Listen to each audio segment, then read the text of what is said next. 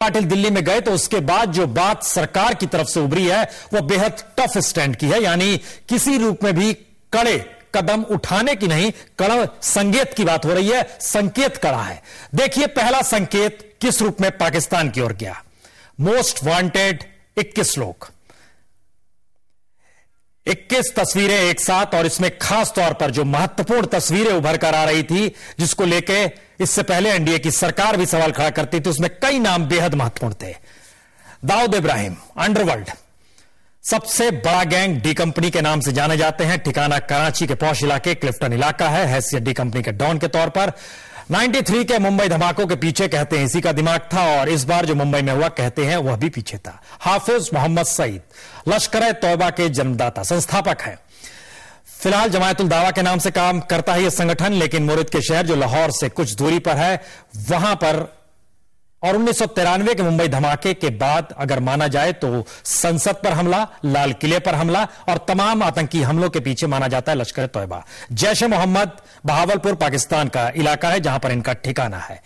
गुनाह की फेरिस्त काफी लंबी है। इनका माना जाता है संसद पर जो हमला हुआ था लश्कर तौबा के साथ खड़े थे, और जो हवाई जहाज को हाईजैक किया गया था उसमें भी यह बात आई थी।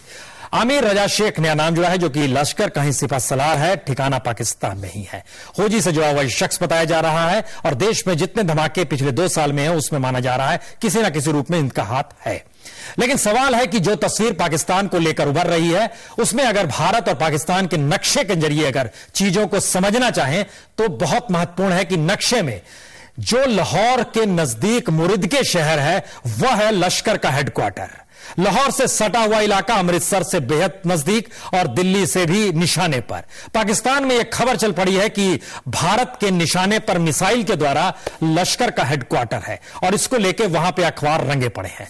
इसकी दूसरी तस्वीर देखिए। दरअसल लाहौर से महज 22 किलोमीटर की दूरी पर मुरीद के जो लश्कर का हेडक्वार्टर और 300 किलोमीटर दिल्ली से पड़ता है, यानी मिसाइल के निशाने में वह आ सकता है।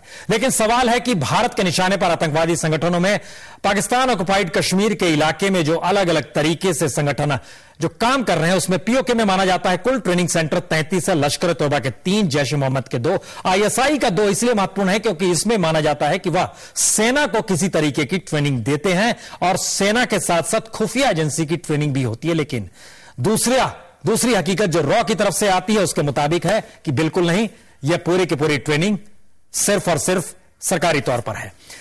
लेकिन अब सवाल यह है कि जिस तरीके से अमेरिका बात कर रहा है, जिस तरीके से भारत बात कर रहा है, उसमें कई सवाल खड़े हो सकते हैं। भारत वांटेड की लिस्ट दे रहा है, तो अमेरिका ने भी 9/11 के बाद आतंकवादी संगठनों पर लगाम कसने की नीयत से एक सूची जारी की थी। 44 संगठनों का नाम था, लेकिन उसमें पाकिस्तान के 4 वह संगठन भी थे जिसको लेकर भारत अब उनसे जुड़े लोगों को चाहता है वो वांटेड की तर्ज पे। अमेरिका की आतंकी संगठनों की सूची में जो नाम वहां के आए थे उसमें लश्कर तौबा, हरकतुल मुजाहिदीन, जैश ए मोहम्मद और लश्कर ए जहांगीर। दरअसल ये 4 संगठन पाकिस्तान के थे। इन 4 संगठनों के हेडक्वार्टर पाकिस्तान में, चाहे हरकतुल मुसार हो,